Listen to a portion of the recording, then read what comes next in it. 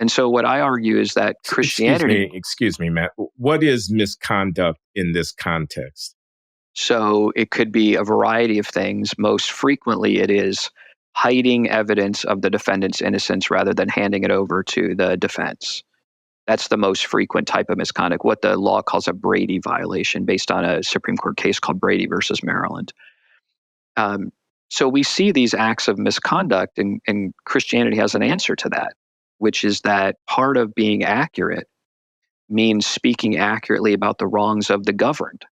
Exactly what Madison was getting at. How do we restrain the government? Well, part of it is that we punish the governed, the governing, the governors, even when they're wrong. We don't just punish the governed. We don't believe in a world in which the government is not accountable, at least in theory. Irenaeus of Lyon writes about this in the 2nd century. He's a bishop, Christian bishop, and he writes in his book Against Heresies. He said, when the magistrate acts to the subversion of justice, then he too must perish. So this idea of the governors themselves being subject to accountability in their administration of justice is a central implication of accuracy. So that's how I think those pieces fit together there, that we hold the government accountable to doing justice and punish the government actors when they don't. In theory, that's what we should do. Well, I was about to say, you're calling for reform. So I gather, and I know from reading your book, that we're a long way from actually realizing this ideal. Can you talk about that for a little bit? I mean, what's wrong with the way we're doing criminal justice now? Yeah. Well, your listeners may have heard of something called qualified immunity. So this often comes up in the context of police officers who maybe engage in an improper shooting of a suspect or something, right? So the police have qualified immunity. And I'll just say, if you think qualified immunity is bad, I got more bad news for you. Prosecutors have absolute immunity. In a case called Imbler versus Packman back in, I think it was the late 50s, the Supreme Court said that prosecutors are absolutely immune, meaning cannot be prosecuted for any violation of your civil rights committed in their role as prosecutors, even intentional violations. So to put a finer point on that, if a prosecutor intentionally suppresses evidence of your innocence, the prosecutor cannot be sued in a federal civil rights lawsuit. Absolute immunity, even if it's intentional. That's an act of Congress?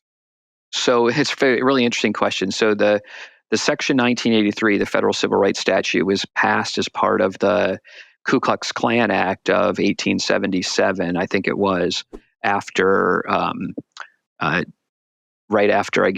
toward the end of Reconstruction, right? And so Section 1983 gives you the right to sue federal, state, and local government officials who violate your civil rights. And the Supreme Court read into that statute. It's nowhere in the text. The Supreme Court read into that this immunity doctrine. And they did it with two justifications, maybe three.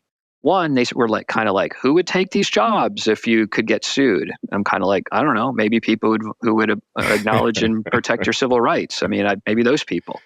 Right. Then they said, number two, don't worry. A prosecutor that intentionally suppresses evidence of your innocence could be criminally prosecuted. And honestly, I can't believe adults wrote that on a piece of paper because in the more than now coming up on 60 plus years since Imbler versus Packman,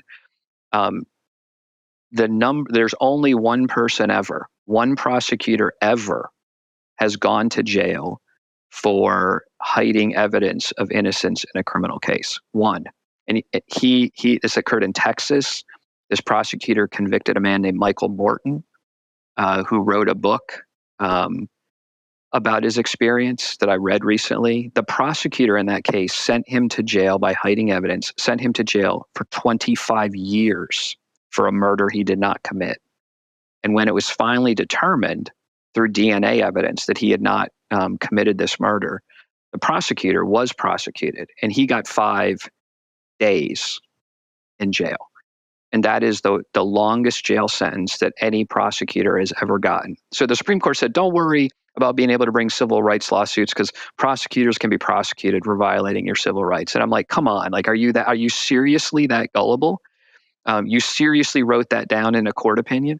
Their last justification was, well, okay, but they could be subject to bar complaints because it's a violation of the bar rules that govern lawyers. So lawyers administering a system of self-regulation, they're like, those folks will make sure that they ride herd on prosecutors who violate your civil rights. And again, studies have been done cataloging the number of instances in which that's happened. Almost never. And to the extent it is, it's usually the punishment is usually something like a censure. That was bad. Don't do that again. Let me play devil's advocate here for a minute. Sure. So the qualified immunity for prosecutors or absolute immunity for prosecutors means they can't be sued as a civil matter. Yeah. You say there are over 3,000 exonerations that have been identified, 60% of which, if I heard you right, involve some kind of misconduct. Yeah. That would be quite a few civil lawsuits if they were allowed to be brought, would it not?